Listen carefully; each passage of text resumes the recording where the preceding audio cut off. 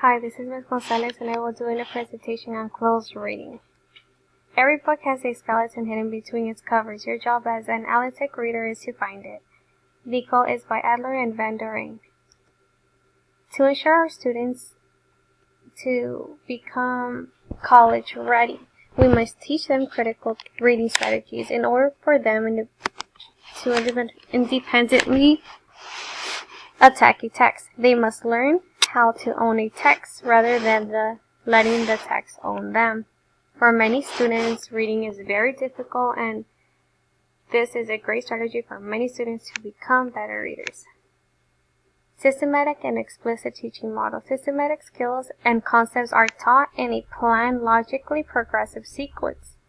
Explicit is direct explanation, teacher modeling, guided practice, and independent practice and application.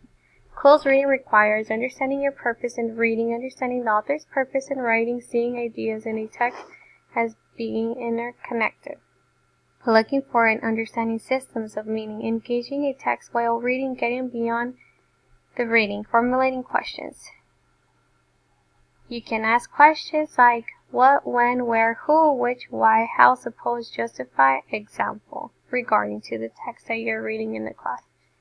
Strategies for closed reading is story mapping, SOAPs, text self-role connections, 3 levels questions, arguments, and evidence appeals, logical, ethical, emotional, and assumptions. These are examples of story map, SOAPs, and connections. 3-level questions, the argument and evidence, the appeals, and assumptions. We will go over the 5 simple strategies to help students to critically read a complex text. Students must number the paragraphs. Today, the Common Core asks students to be able to cite and refer to the text. Now they have to answer the question and put a page number and the paragraph that the students found the information, and they have to cite the text. It's not an ABC question, rather the students must write in a complete sentence, making sure the students are paraphrasing the question. And students can number the paragraphs or the stanzas, so the students will get an idea of so they won't get confused when they're reading the passage. If the passage starts getting very difficult, they can go back if they found like, oh, this paragraph is an important paragraph to read.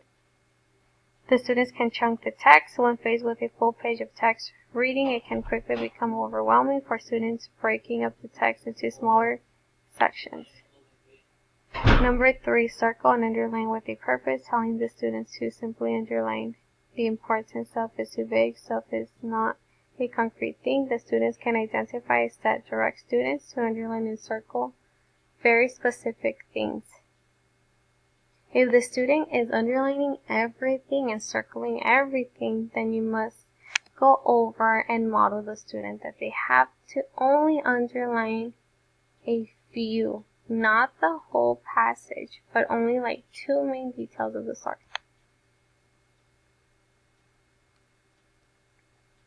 Number 4, we have to make sure that the students are understanding what the author is saying, the author's purpose, by demonstrating how to write summaries in 10 words or less. The chunking allows the students to look at the text in smaller segments and summarize what the author is saying in just that small specific chunk. Number 5, dig deeper into the text. In the right-hand margin, again, direct the students to complete a specific task. For each chunk, they may use a powerful verb to describe what the author is doing. The students can make connections of what they have experienced. They can connect the story to a scenario. Anything that can compare them of what happened in their situation and how it happened in the situation of the story. They can compare characters like Montag to Captain Betty. The close reading again, asking them question, what is the first thing you notice in the passage? What is the most important thing? How can you relate it to any past experiences you may encounter? We need to ask a question. This has been found to be a struggle for many students, as they often say they don't have any questions to ask. When model students can begin to learn how to ask questions that dig deeper into the text. Use these questions as a conversation.